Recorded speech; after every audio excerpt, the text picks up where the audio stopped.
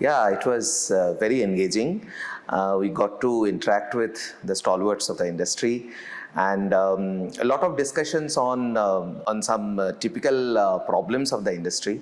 And I think there were a lot of fresh perspective that people brought in. It was really enjoying. Yeah. So I'll start with the patient. So for example, if you are prescribed some medicines by the doctor and you go to your nearby chemist and it's not available with the chemist, the first thing that happens is either you have to settle down for something which the chemist suggests as an alternative.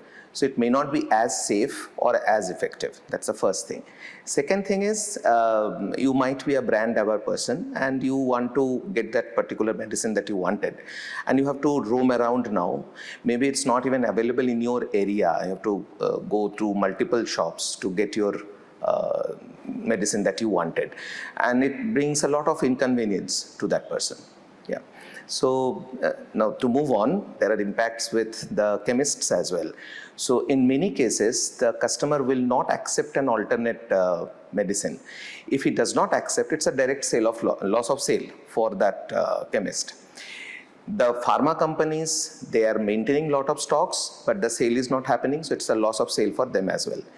The most typical position is of the stockist who is having, let's say, already a lot of stocks for a specific therapeutic division. If the chemist now comes back and tells him that this particular medicine was not available with me, please deliver, two things can happen again. One, he might have it and he has to deliver it now. Second is he might be getting into a pressure of that this therapeutic division of this particular brand needs to be added in his portfolio. We will talk about how he is already pressed for working capital.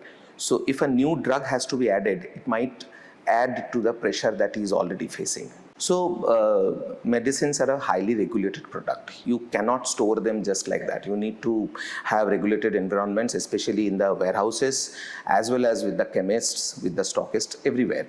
So now there are two things that happen. When you have such high inventory, we are talking about an average of 53 days. So this means some brands or some SKUs are having much more than 53 days. It might be 100 days, 120 days, like that. So all of us know, right, that the medicines expire. There is an expiry date. So the stockists will not accept a medicine if it is very close to the expiry date, because everywhere it has to live in the shelves for a while. The customer is not coming immediately. So a lot of drugs expire, which leads to direct loss for the company. There will be returns from the stockists. If they do not sell something, it will come back to the company.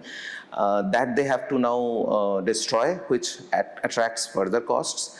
And then there are obviously obsolescence, in the sense damages and everything in the process. If when you are having so much inventory, damages are obvious. So see, the stockists are basically, they are in the business of money. They have invested money. They need the money to be back to them. They are holding stocks and giving credits to the chemists. Now, all they are interested in is ROI, return on investment. That's any business is interested in. So if the pharma companies can ensure the ROI for them by giving them a system or working in a system where the inventories with the stockists are limited, but they are always available. There should not be the loss of sale, but they should not be forced to maintain a very high inventory also. If both these things can be done by the pharma companies, by the way, the stockist cannot do this on his own. If that is done by the pharma companies, then we are ensuring that his inventory is released a little, and if that inventory is released, then he can extend further credit to the chemists, and he can extend his net, the range, the reach of his distribution. See, point is that a stockist, I already told that he is in a business of money. He wants ROI.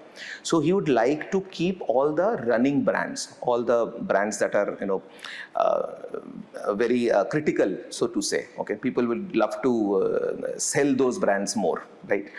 So now he has to work with multiple companies, because he is in a business where he has to give a service to the chemist. A lot of investment he has done in that regard also. So he wants to maximize the return from this investments that he has done. So all the good brands or the highest selling products he would like to associate himself with. Now the problem that happens is every pharma company is having multiple therapeutic divisions. Each therapeutic division may have one or two hero drugs. Now when you approach a therapeutic division, that division, by the way, will force the stockist to keep everything.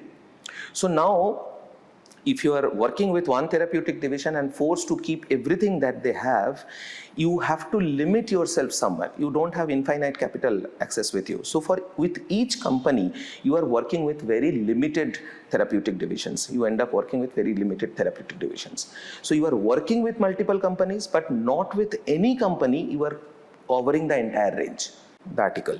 So the white paper that we published, we basically saw that this problem is actually with the stockists. Okay, there is huge inventory in the pipeline. There is no dearth of inventory, but the inventory is not reaching on time to the chemists. That is one, and in the process, the stockists are not getting the ROI that they should get, and they're limiting their abilities basically. So we can we call them that this is like a constraint that we can